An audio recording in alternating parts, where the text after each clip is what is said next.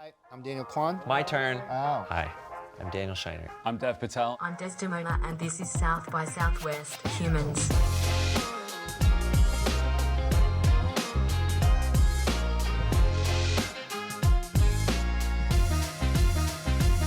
South by. Oh man, it's a really magical feeling. I mean, the people are so warm and welcoming.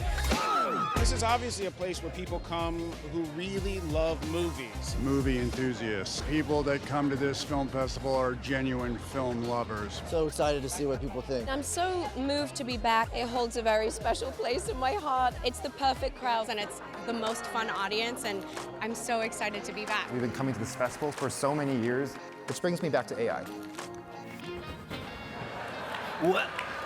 No, here's the thing. There's going to be a lot of people who are saying how amazing AI is, and it is. It's magic. It's probably going to solve cancer. It's probably going to give us a lot of climate solutions. This is a powerful thing, but I'm really terrified of what this new story we're going to have to tell ourselves in order to accept this new progress. Why do we tell the stories we tell? Is it to entertain us? Is it to heal us? Is it to connect us? Is it to help us simplify all the noise in the world? It makes you realize how small our planet is, not seeing borders, how much more we have in common with each other than we have differences.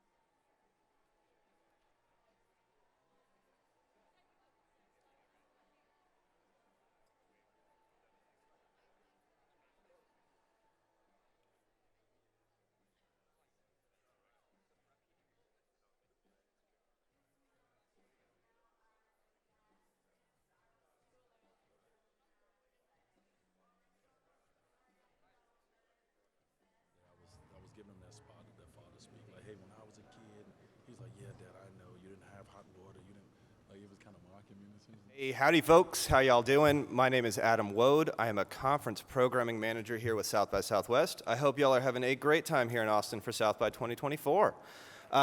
Yeah, just a quick reminder, we're gonna run audience Q&A through Slido, which you can find by opening the session listing in the South by Southwest Go app and clicking on the Engage button.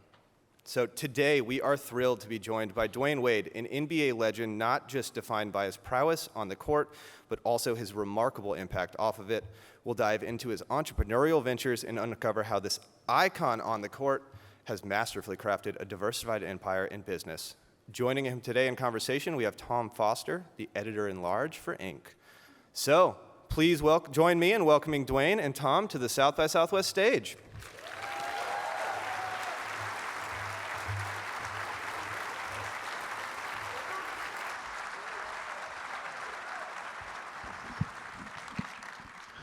Hello.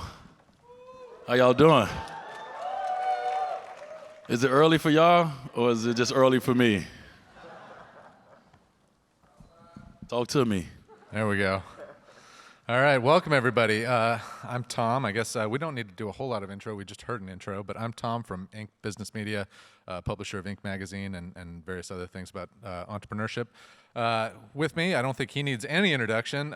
You guys know Dwayne Wade from his NBA career, Hall of Fame NBA career. If y'all didn't know me, thanks for acting like y'all did. Appreciate it. He's also the husband of Gabrielle Union Wade. And you probably know that he has this, as we just heard, a diversified business career going on I'll mention a couple of the things. He'll probably mention some other things. But just to start, part owner of the Utah Jazz, co-founder of Proudly, a maker of baby care products. He has Wade Cellars, a wine label. He has 59th and Prairie, a production company, which, by the way, just this past week, it was an Oscar nominee for a really remarkable documentary we're going to talk about. He has a podcast with iHeart called The Why. He has, I'm going to stop there, but there are quite a few other things we can get into. So welcome, Dwayne. Really glad you're here. Thank you. Thank you, guys. And I appreciate y'all for not walking out too early of this 60-minute interview that we have. Thank y'all for staying and listening. All right, so I want to start with Proudly. As I said, Proudly is a baby care products company that you co-founded with your wife, Gabrielle. Yes. And let's just start by tell us what sort of the origin story was here. Why did you guys start a baby care products company? Yes, that's an important question. Why would we start a business together, husband and wife? We have trouble playing spades together. So.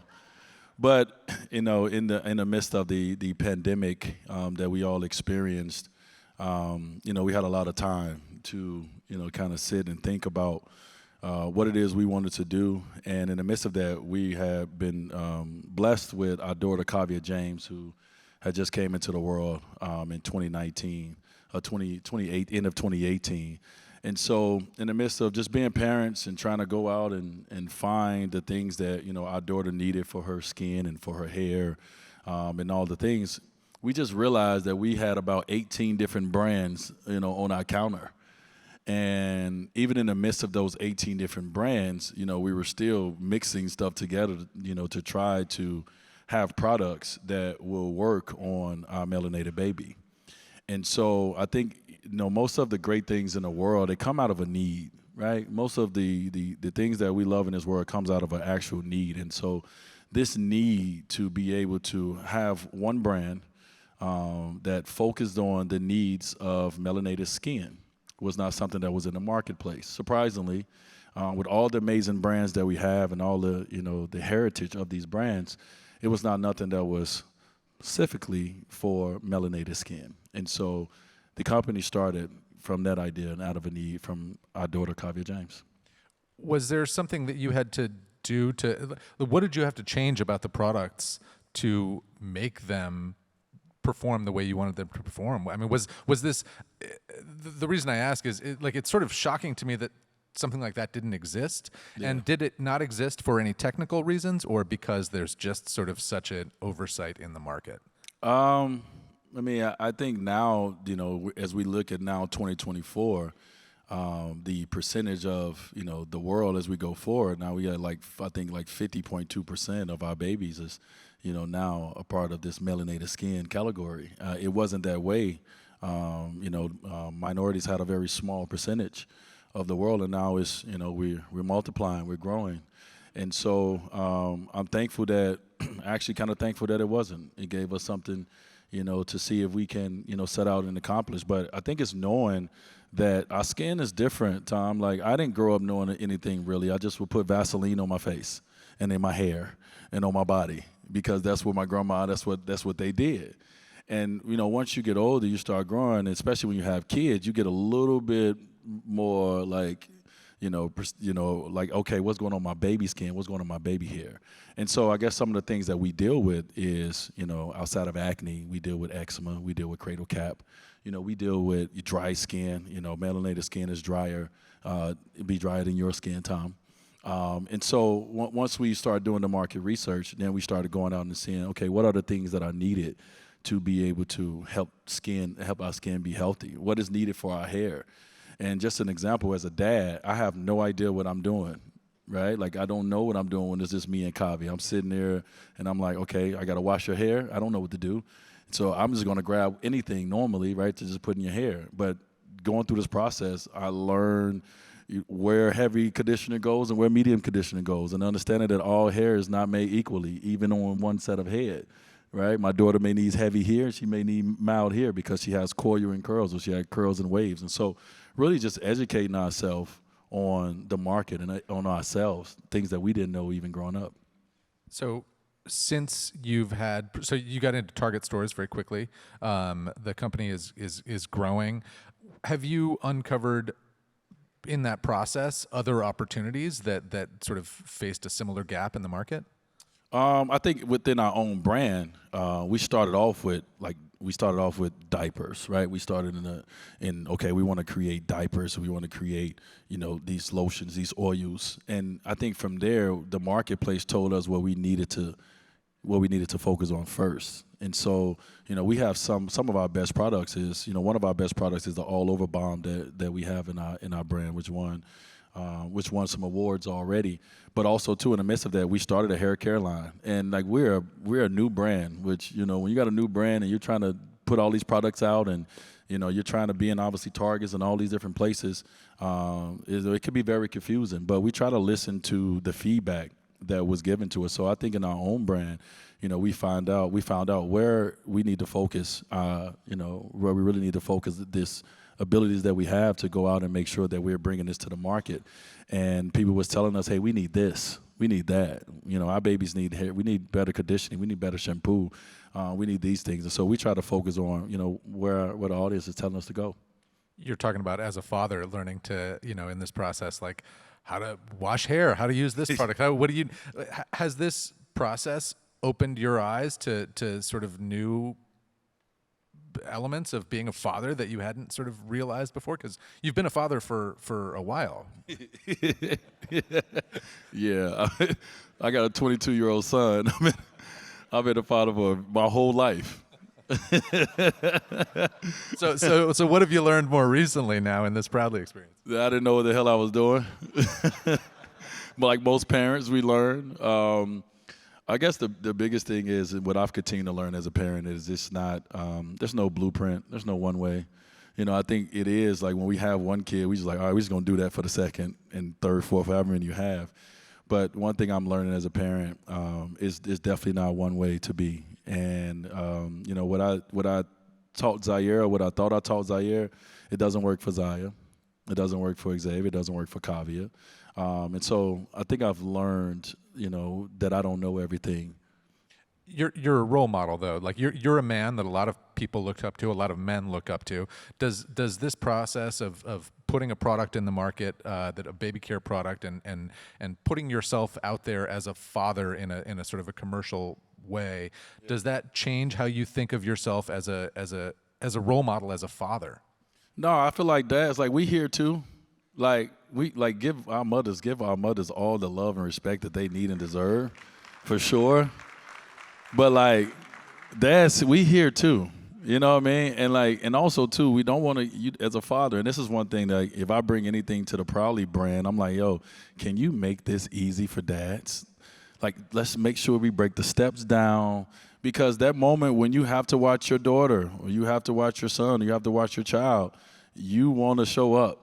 You don't want your wife to come back and be like, you have no idea what you're doing. And that's a whole, so like, I'm like, we here. And, I'm someone who, I'm very busy as a few of these things said, but I'm all about my kids. Like I'm in love with my kids. And so I want to make sure that, I have all the tools I need to be able to be a great parent in that moment when I need to be. And so even starting Proudly, it was important for me to be like, okay, but for the dads, can we do this? Can we have this? So yeah, I think it's just made me a more in tune father in a sense, but still got a lot to learn. Okay, one more question on the Proudly subject. You mentioned at the start, you made the decision to start this with your wife. Can we talk a little bit about working with your wife on something like My this? wife's On not a here. startup? That's a lot of work. How do you guys do it? How do you guys share? How do you guys make decisions together? How do you guys share responsibilities? Like, has that been a real learning process in your relationship? To be honest, yes. I'm an honest person. To be honest, it has been. I mean, I've been a part of so many brands, but I've been a part of them myself. And so normally, what I think and obviously what, my team thinks, that's what we go with. Well, it doesn't work like that when you're starting with your wife. It's what she thinks is what you go with. So I'm learning that in business. I know that at home, but like in business, I'm learning that. And so it's been a learning process for me, even at 42 years old, of understanding when my voice should be used and utilized, and when it should not be used and utilized. Everybody, we need to know that to allow relationships to keep going. But have you guys sort of found ways that you define your roles? I mean, I imagine like that was something that you didn't know what those roles were exactly going to be going in, but you've found your lanes. Well, yeah. I mean, my in this space, in the Proudly space, building a brand. First of all, it's hard. It's hard on everyone on the team that's trying to accomplish it. It's hard financially to get all the financial support you need.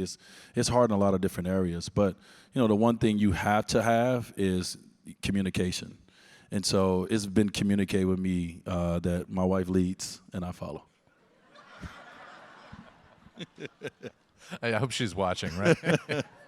All right, so I want to talk about Wade Cellars. You have a wine label, Wade Cellars, and we've seen over recent years a number of celebrity spirits brands, wine brands. Clooney made $1 billion selling a tequila brand. What are you doing in that space that is unique to you in having Wade Cellars? Yeah, Tom, you and I kind of talked about it in the back. I think one of the things that we're doing, especially now that it's pretty cool, is it's about building community. And that community in the wine space, obviously, anytime that, I get into anything, do I want the community to look like me?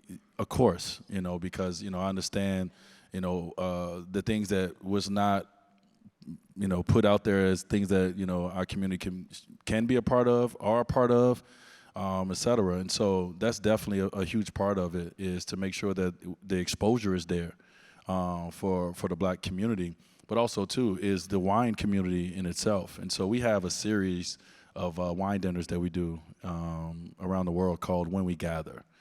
And to me, that's important, right? To have moments that when we gather together, nothing else matters, right? But this wine and this food. And so we team up with Black chefs around the world, Black somms, and we create these events, these communities, these environments of when we gather together. And it's a great night that we have every time we do it. That to sit down and enjoy food, to enjoy wine, to understand the pairings of certain things, and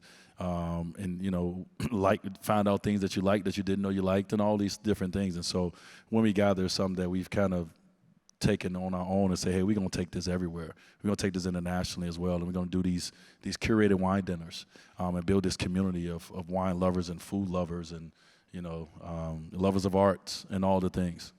That's really cool. There's a program you got involved with, I can't recall the name, but at UC Davis, I think. Yes. Can you talk about that program? Well, UC Davis is one of the top wine schools in the world, but definitely in California. And so getting into the wine space, owning my own wine brand, I wanted to learn more. So what's a better place to learn than go to sit at the best wine school? I was able to get on the board and get firsthand knowledge of what's going on in the wine community.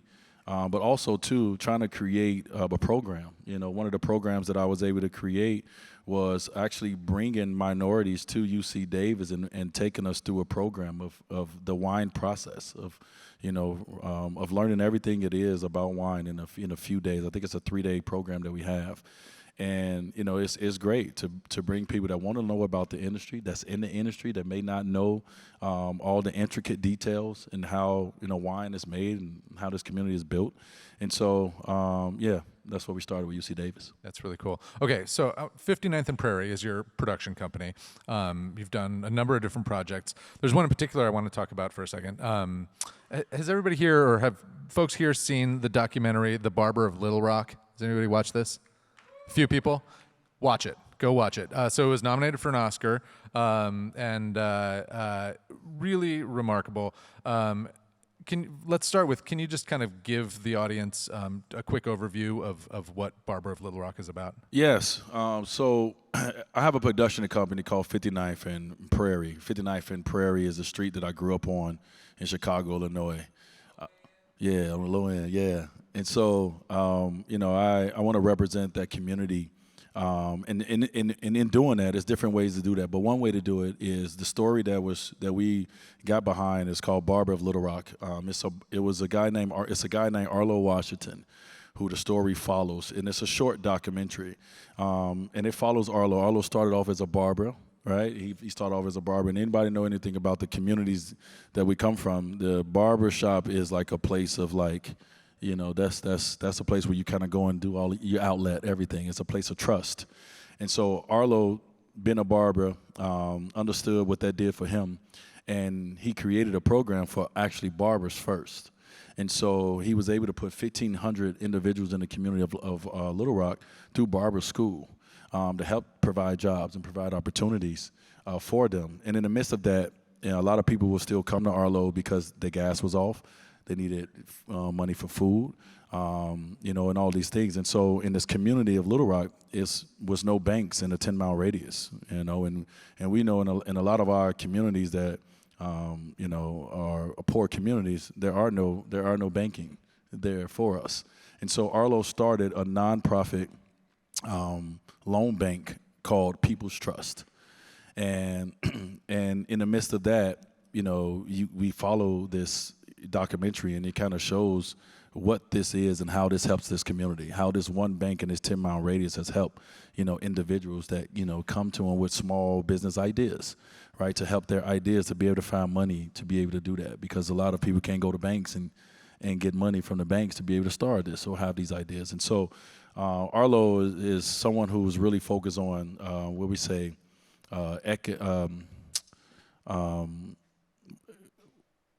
economic mobility, you know, and he focuses on understanding that systematically we've been shut out of the financial system in our communities. And so how are we going to be able to get funds into the community?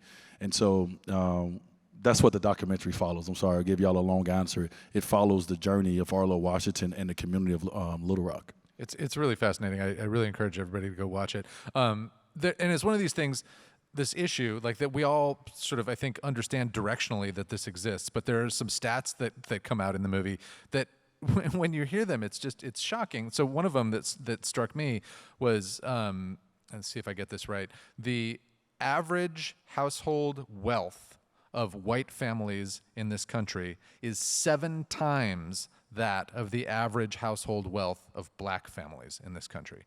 So it's talking, and that's sort of the starting point of the film is the racial wealth gap in this country, and we see it like really, really starkly in Little Rock. You see, you know, like as you were saying, there's like no banks within a 10-mile radius, yeah. And then you go across the river or whatever it is, a couple miles away to this nice neighborhood where there's like 14 banks within, you know, a few blocks. Yeah, we got liquor stores, we got churches. Ain't no banks. It's nothing in the community that's providing the opportunity for us.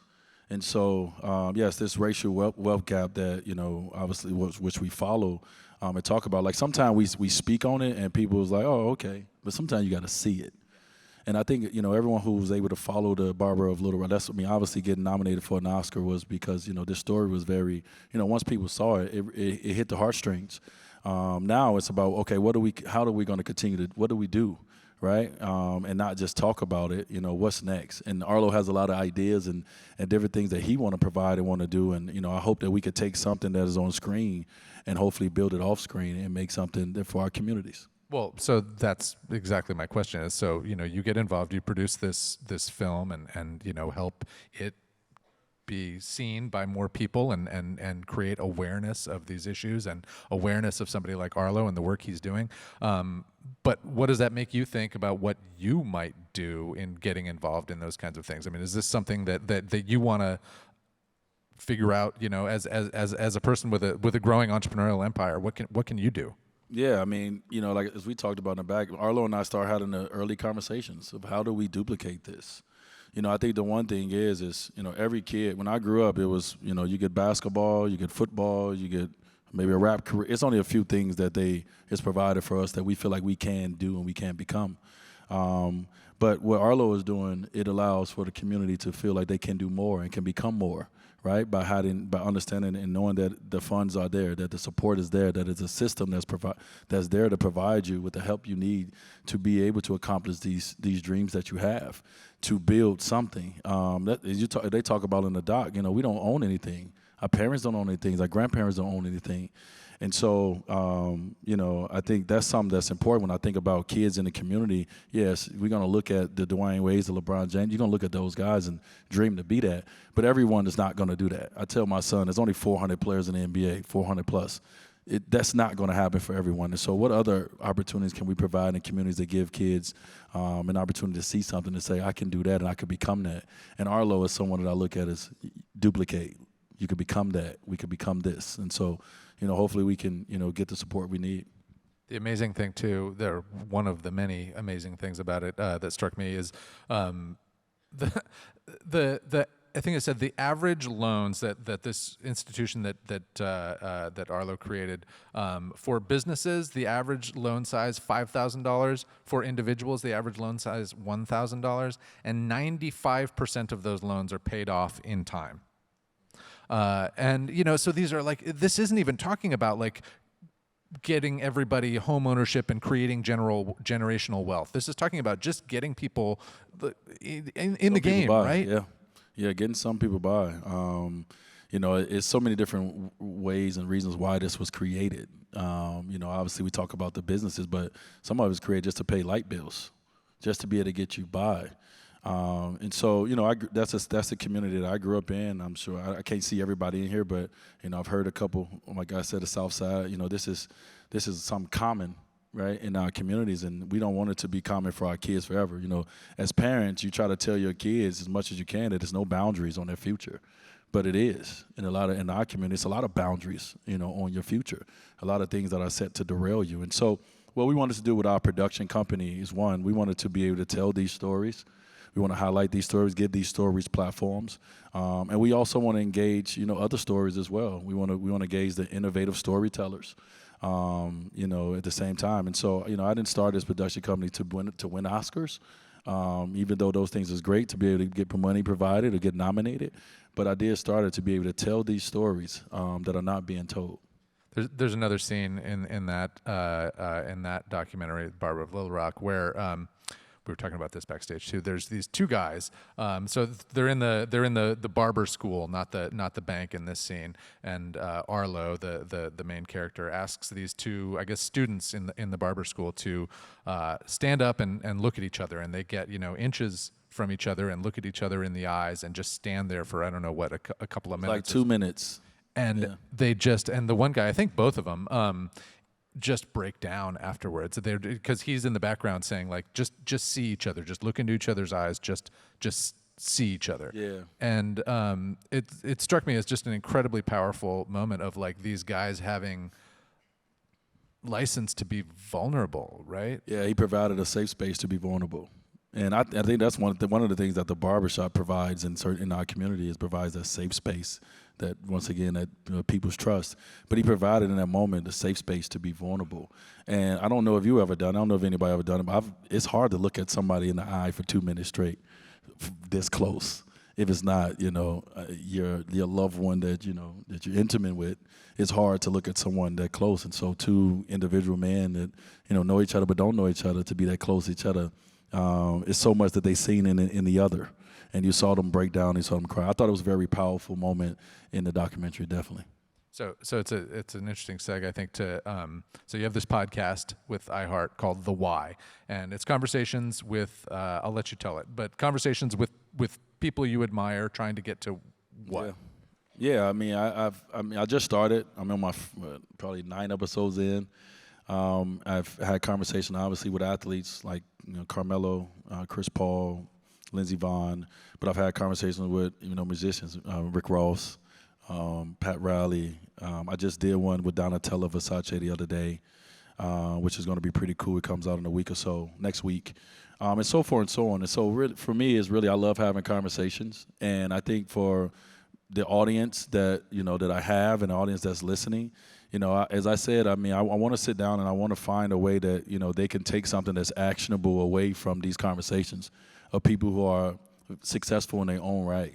What can I listen to that can help me on my journey of trying to be successful, or trying to be a business leader, or, and all these different things. And so that's the goal for me, is to sit down and have these intimate conversations and to get people to trust me enough to be able to express how they became who they are and the steps that it took. And so, yeah, the Why podcast is, and that's the thing, is I'm asking people, what is your why, right? What is your why? What is your purpose for doing the things that you're doing? What's your why going forward? And so, yeah. It's kind of what I'm trying to do here in this conversation. Yeah, I see that.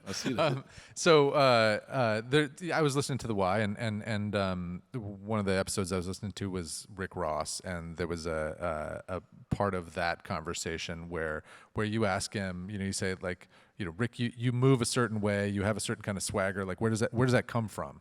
And he tells a story. And I'd love for you to tell a story, but also I kind of want to ask you, just like, if you can tell me a couple of the more powerful moments you've experienced in doing this podcast and the people you're speaking to.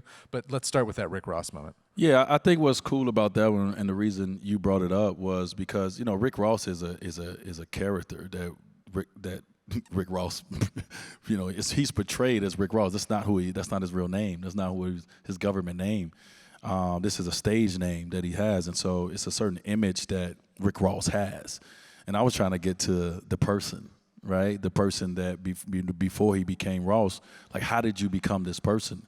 And so he started talking about that kid that everyone called that fat little boy, that fat kid, and how he had to create this visual, this image of himself, how he had to believe in himself in a certain way to kind of get everybody off him, because kids are very, we know how kids are. They're hard on each other, and so he created this swagger, this style, this way of being to make him a cool fat guy. You know what I mean? Not the corny fat guy in a sense, right? And so just trying to get to the meat of who you are, who you were, and how did you end up getting to this place where you are this person that we know as the biggest, as Rick Ross, this amazing artist. Can you talk about some? I mean, Donatella Versace, or some of the other people you've talked to, Pat Riley. I mean, these people have just these huge personas, right? I mean, can you give us a couple other examples of where you kind of were able to like drill down to the essence and get something really real from them? Yeah, I mean, I don't know I think it's all dependent on who is the listener and what you're listening for. I think, like, once again, for me, it's all about asking questions to these individuals because I admire, their accomplishments and how they got to where they've gotten to, whether it's through style, whether it's through music, whether it's through sport. We admire people from afar. And so to be able to sit across from these legends in their respective, industries and just see how have you become Pat Riley? How did you wasn't good in the NBA, right? Like, you wasn't a good basketball player in the NBA, but what was your thing in the NBA? How did you win championships? How did you stick? And he started talking about Jerry West and how he became that guy that would run in conditioning with Jerry West all year and be the guy that's on him in practice, and all these things is like that. You kind of get to see why Pat Riley is the president owner of the Heat that he is, and why the Heat has a certain kind of system that everyone is trying to duplicate, right? And so you kind of see where that comes from. It comes from his journey through sports. And so just trying to find these ways in to try to understand these individual greats. Did you like Winning Time? I did like Winning Time. Yeah. It was a really fun show. I was a fan. That first season especially, to me, was just amazing. I wasn't in it, so it was good. When you're not in it, you can just enjoy it. So if they come out with one on the Heat, then we'll see how they portray me. See if I like it. I may not like it. I may be like Jerry West. Like, no, I don't like that. That's not me. Who's your dream guest on the podcast? My dream guest?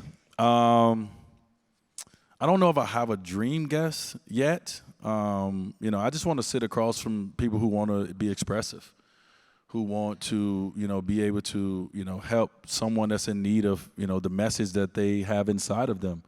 We all have a message inside of us for others, and so it's about who can share it the best. And so I don't know. I just want to continue to keep making sure that it's as diverse as possible.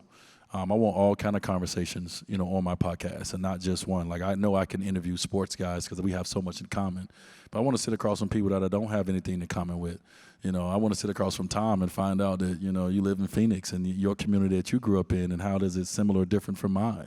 And so that's what interests me, is learning what I don't know and not just going through life with what I do know and thinking that that's it.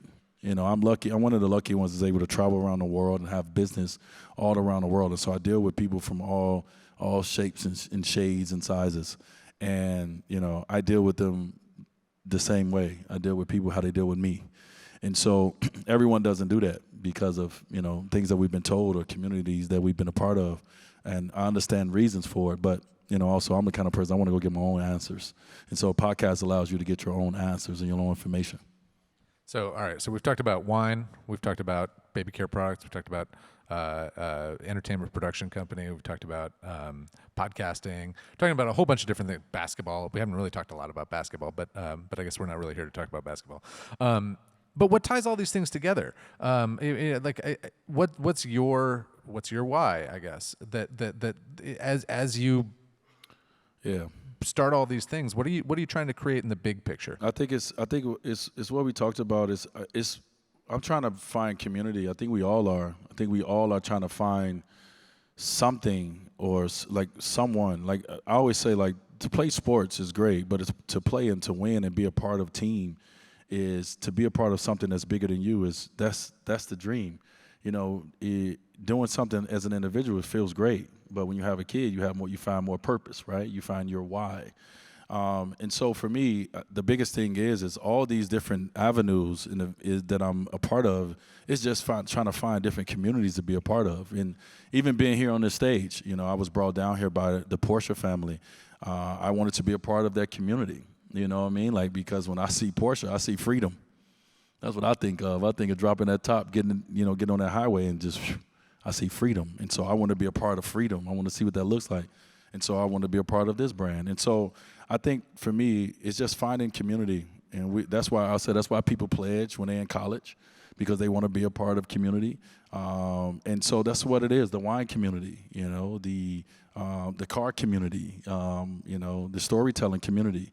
I just want to be a part of community. I want to be a part of something that's bigger than me. And that's why, I was the athlete that I was, that wanted to be a part of playing with other great athletes, because I wanted to win. I wanted to experience something. I didn't just want to be a guy who just averaged 30 points a game. It was about me.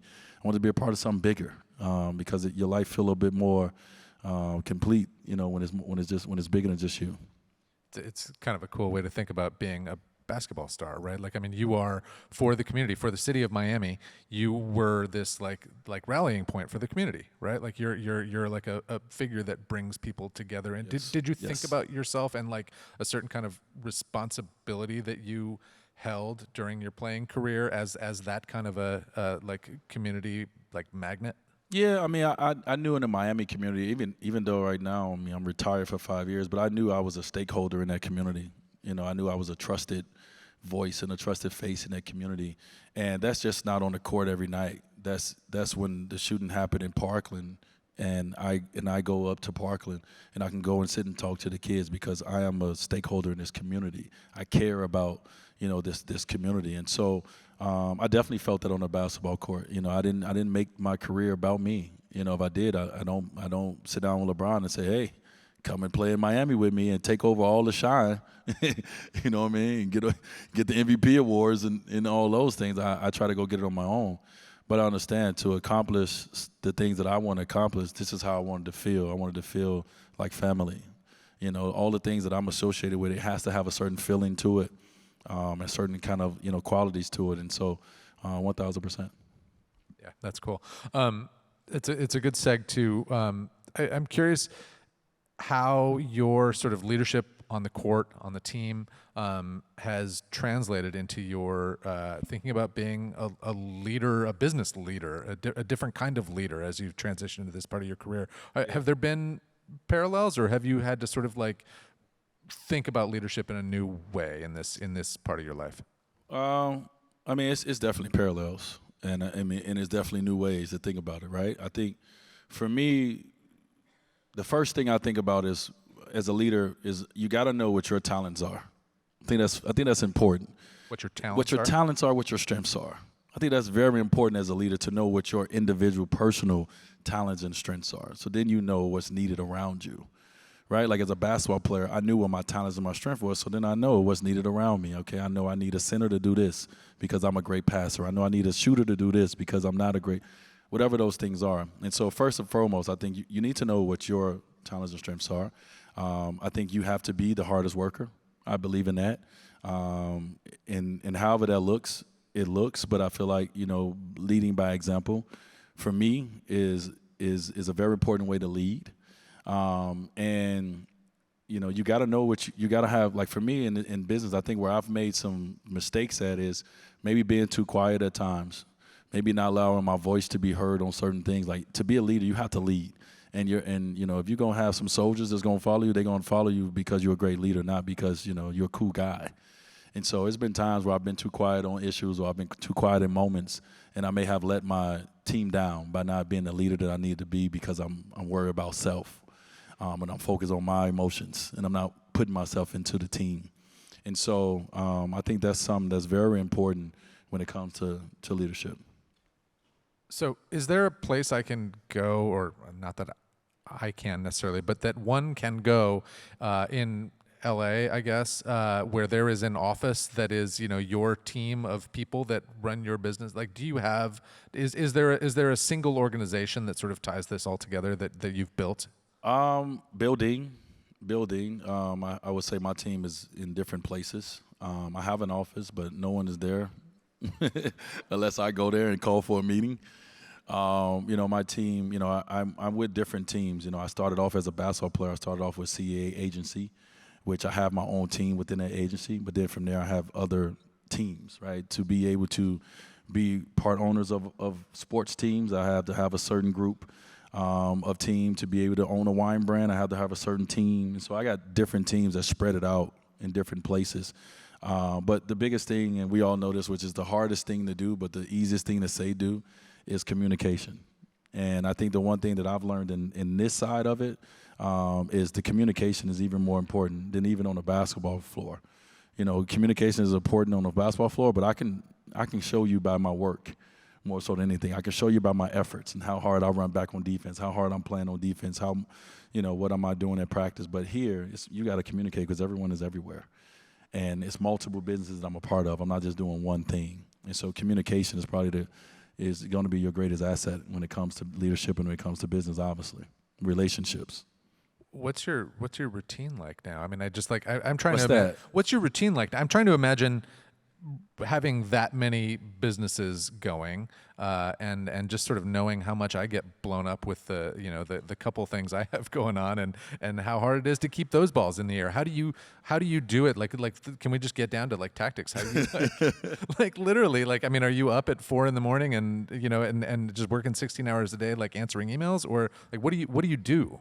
Yeah, it looks different. Life just looks different every day. I tell people I'm lucky because I get to get up every day and create the day that I want it to be, or create the life that I want. But I'm doing it daily. We make plans for the future. We live in a moment, and we try to learn from the past. But this is a daily thing, and so I get to get up every day and create that. What does that look like for me? And so it's no routine. Like when I'm able to be in a routine where I'm home and I'm able to get up in the morning, go to yoga, get back, be at school drop off, these things. I love that, but I just came back from China for 2 weeks, and I was in Dubai for 2 weeks before that, and I was at All-Star. I've been on the road for about, a month. And so then I went back home. I was at the Oscars, and now I'm here on stage, and then I go back and we continue. And so my routine is getting up every day and doing the things that, I know I need to do for my family. I'm first generation in my family. I'm the first one to bring in this kind of money. I'm the first one to bring in this kind of, opportunities. I'm the first one to do a lot of things. And so being the first, there's going to be a lot of things I'm going to miss out on. There's going to be a lot of things that, I'm not going to be able to do because I understand the importance of my role, as being the first in my family. And so I got to go get it. And that's what I do. So health-wise is important. I get up and I try to, right now I'm out of a routine in my health. And so I got a couple LBs on me that I don't like. But, to do all the things I want to accomplish, no one's going to do them besides you. I can't call down shots from the penthouse and say, hey, give me this. I want to do this. I want to do that. I'm about going there, and I'm about showing up. And so for me, I'm going to show up because I know my presence means more than an email or a call from someone else. My presence showing up because I know my business. I know myself. I know what I want to do versus what I don't want to do. So I don't even need nobody to walk into meetings with me no more. I already know if this is going to work for me or not, You were talking earlier before we came up here about growing up on the south side of Chicago, your dad, making $5-something an hour and taking all kinds of side jobs and 4 kids in the house. And I'm curious if, watching your folks when you grew up is sort of something that you think about a lot and that drives you to have the kind of work ethic you're thinking about, or what it was. Like, where did you get that you're talking about? Being the hardest working guy in the room. It's just a fear of, it's a fear you carry. When you grew up, a certain way, you grow up poor. It's a fear of being back there for your family. Like I'm responsible for my family, my mom, my dad, my sister. Like I'm responsible, big responsibility, and that's not even talking about my wife and my kids. And I take that responsibility as for what it is. It's mine, and I try to do the best I can with it. But yes, I definitely learned. I used to watch my dad get up, no matter what night my dad had, and I say that loosely, he got up every morning at 5 a.m. He went to work. I had to drive him to work. When I was 12 years old, I was driving my dad to the train station, trying not to get caught by the police on the way back home, because that's just how you got to do it. I was next in line, and so I learned a lot by watching my dad in his own way, the job that he had delivering, all these boxes down in Chicago to these different corporations. But he got up every day and he took it seriously. Every Friday he dressed up. I had to get up and iron his suit. So I know, right? So I learned a lot of things about work and about providing for your family. And you just do, and if you want to complain, go complain in therapy somewhere or get with your homies and go complain. But you got to get up every day and we got to provide. And so that's what I do. And, the world has opened up for me and so many doors have opened. And I'm someone who's not afraid to walk through those doors. Doesn't mean I deserve to stay in all those rooms, but I'm not afraid to walk through those doors. And if I get in the door and that door is not just for me and it's for others, I'm the one who got to kick that foot in that door and let others walk in. I'm not selfish with things that, are not just for me. What are your... Oh, thank you.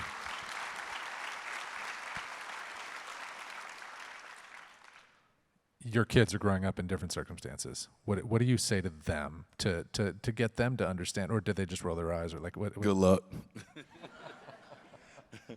Zaire's 22, Kavia's 5, and Zaya's 16, Xavier's 10. Like I'm in every generation almost.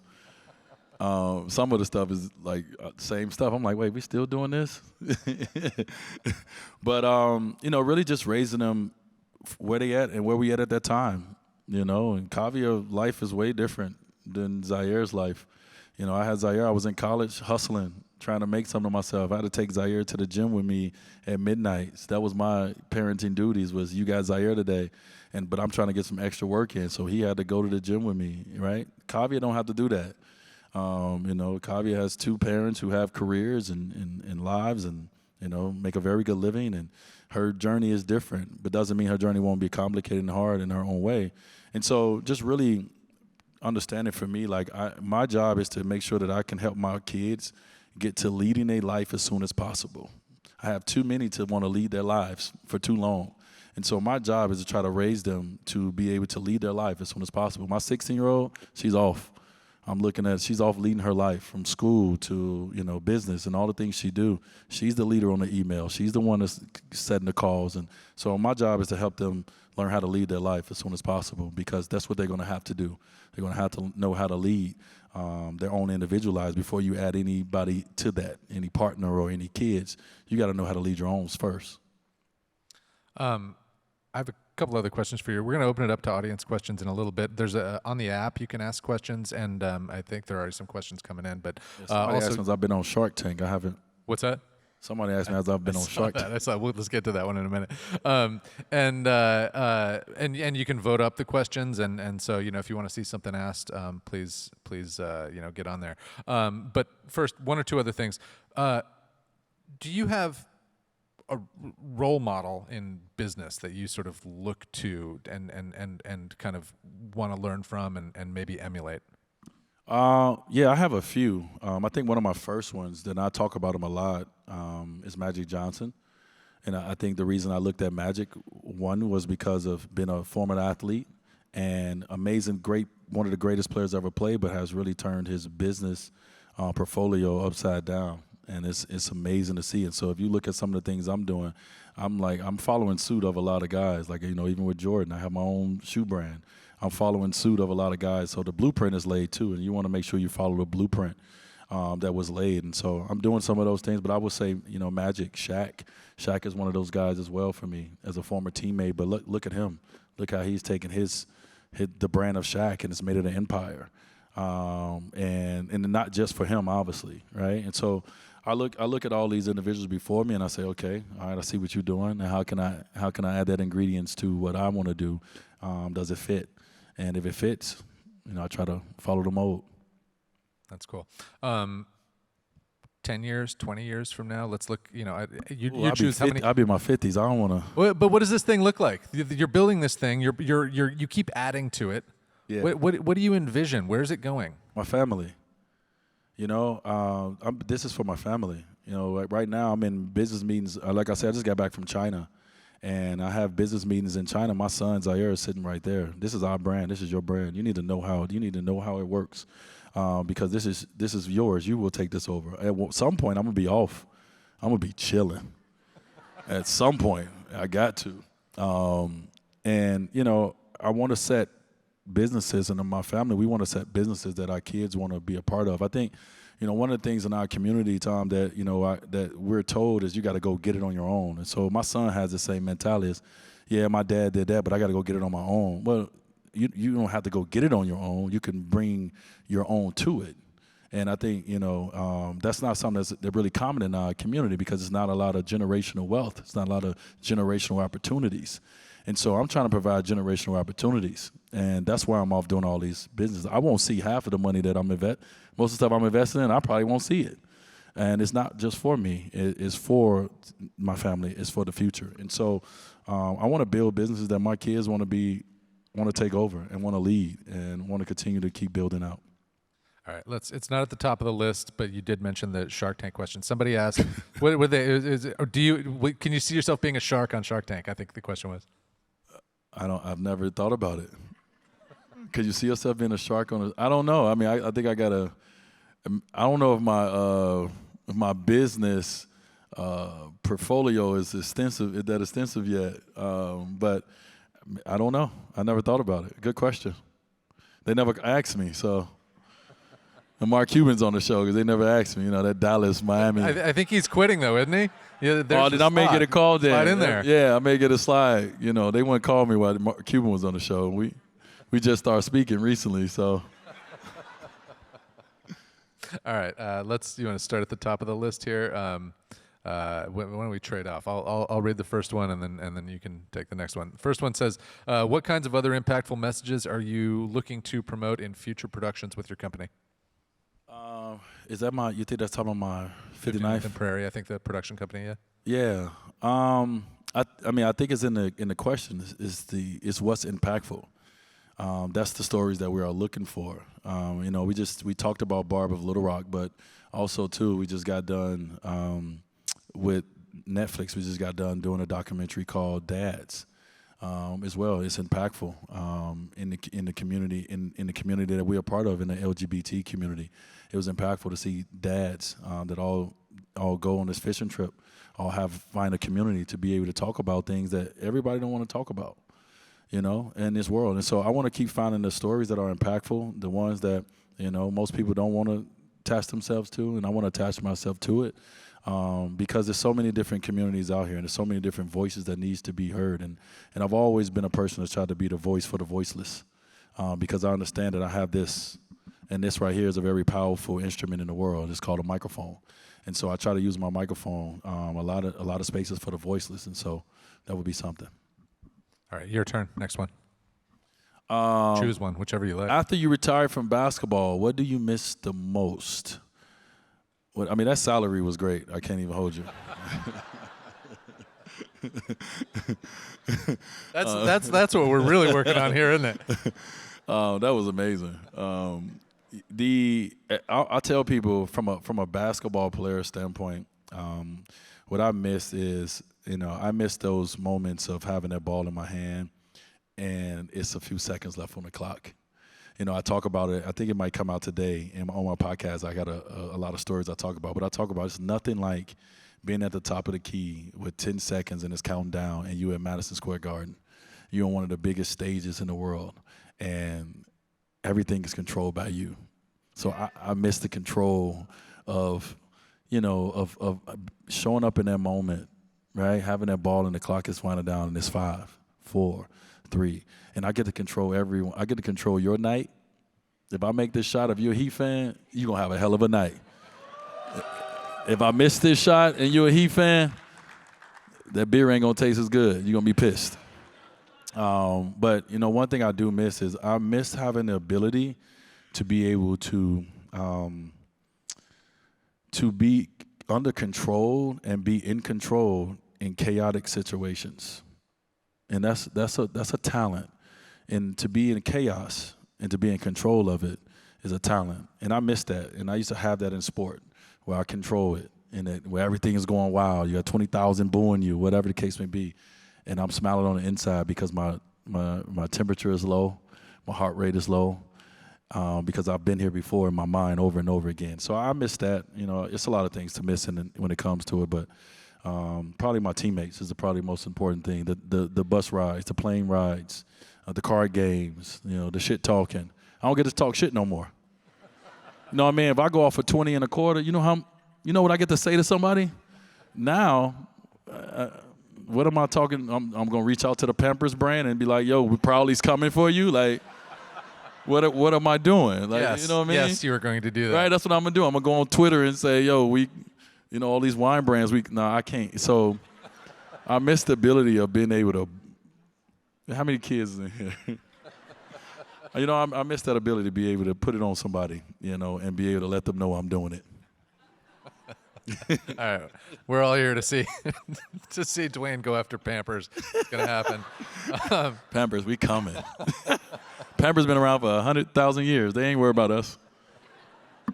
All right, my turn. What do you think is the most efficient/effective way to introduce financial wellness and services to our underserved communities? That's a great question that I'm sure I might not have the total answer to. But I think one of the things is to introduce financial wellness to a community that's not used to it. It's a foreign concept. It's foreign, right? And so when you think of something that Arlo is trying to provide, that's something that I can get behind. Is the education, behind how to get money. Like, right? How do we get money into our communities outside of someone going, making money, and giving money back? How else can we provide money into our community? And so I think what we talked about, what Arlo's doing is one way. But one of the other ways as well is to be able to have questions with people, have conversations with people. I think one thing none of us like to talk about, we don't like to talk about our money. We don't like to talk about our money even in relationships with significant others. With our friends, we don't talk about money like that. And so to have more conversations about money, have a better relationship with money, and understanding, what it is in a sense. And so, but there's so many different ways. I don't know if I have the right answer for that. Your turn. Have you thought about getting involved in politics? And the only reason I answer that question because people have asked me to get involved in politics. And I heard Steph Curry come out yesterday and say if it's meant for him to be, run for president to make immediate change, that's what he want to do. I would support Steph all day, but I don't want to be involved in politics. I feel like I can get more done in my own way than to be in a certain political party. Anyway, so no. All right. Do you have any advice for parents of trans children? How can we show love and support and stand together against hateful anti-LGBTQ messaging? Well, I think my advice is always, first of all, is what you don't know, what you don't understand, especially when it comes to your kids, let's start with love first. Let's just lead with that. Let's just lead with love. I think, one of the most narcissistic things that we all do is try to create a mini version of ourselves. That is the most narcissistic thing that we can do, is create a mini version of ourselves, right? We want our kids to look like us, to walk like us, do everything we did. And once you become a parent, you may get one kid that does that, but you're going to get kids that's not going to be just like you, or they're going to get a little bit of you, but they're going to get more your partner or whatever, right? The mix. And so, I think the first thing to do is what I didn't understand when my child came home, my daughter came home, and and started telling me about her being a part of this community. I just immediately went to love. Okay, this is my child. I love you. Now let me get to understand you. Let me get to understand the words and and the definitions of this and what I don't know, because I did not grow up in a community that talked about we made fun of the word gay. That was something that was used as a joke, right? Because we were not knowledgeable, on it. And so I didn't know anything about it until my daughter came home. And so I started with love, and then from there we started asking questions, not only to her, to friends, to doctors, going to find our own. Obviously we have so much technology out here that you to find your own. And so that's my biggest thing, is understanding that, no, my daughter is not trying to make her life hard. Like, she's not coming home telling me something to make her life even harder. She's a black kid in America. That is hard enough. And, let's add on transgender to that, and that's even harder. And so, you know who you are, and respect your kids for, knowing internally who they are, and help them, throughout this journey and this process to get to the answers that they're looking for. And I think that's our job as parents, is to help them, get to their answers that they're looking for their own individual life. It's not your life. You have a role, but your role isn't to make their life yours. And that would be my advice. Great.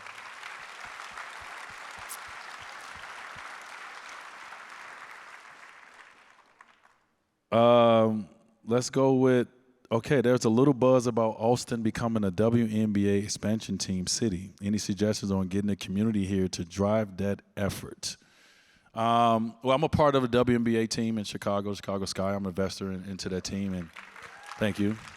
And so I really, I don't even think I need to speak for it. I think the world is speaking for it, just even looking at the numbers. And when it comes to women's sports, or even over men's sports, where you're talking about college, or you're talking about NBA finals versus, NCAA, final games, like women's sports is on that rise, and it's rosing. And so it's great for the community, because the community looks like more than just men and guys. And, we have amazing, athletic women in our communities, and we want to give them the same opportunities that, we're getting provided. And so I think if the Austin community, want to put everything behind that, want to get the people that can, come, and it's about this community, it's about building this community up, not just by bringing a sports team here, but really investing in this community. I think that's important.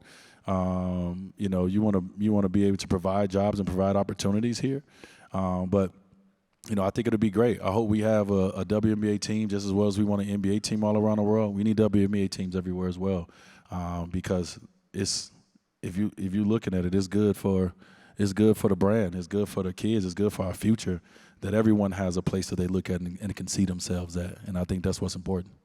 All right. Last question, lightning round. We've been up here for an hour. We've barely touched on your playing career. So there's a question here. Lifelong Heat fan. What's your favorite Heat on-court moment? That's tough. That was nice. Respect. I guess winning the championship. You work your butt off, and to do that, and it's very hard. And you guys see some of your favorite teams and favorite cities, they've never won a championship before, and it's not because they haven't had great players, or it's not just bad luck. It's just hard to put together championship teams. It's hard for each individual on that team to understand what it takes to be a champion, especially when you've never been one before. So accomplishing that in 2006 for us was one of my greatest joys that I've had, because I worked my butt off to try to be the best. And so I think that would be it. But hitting that game winner versus Chicago and jumping up on the stands and saying, that was one of my favorite moments too. So it's so many. Love. I see some jerseys I appreciate the love. I see some jerseys in the stands out here. appreciate the love, Austin. We're out of time, guys. Thank you so much. Dwayne. Yeah, Tom, thank you.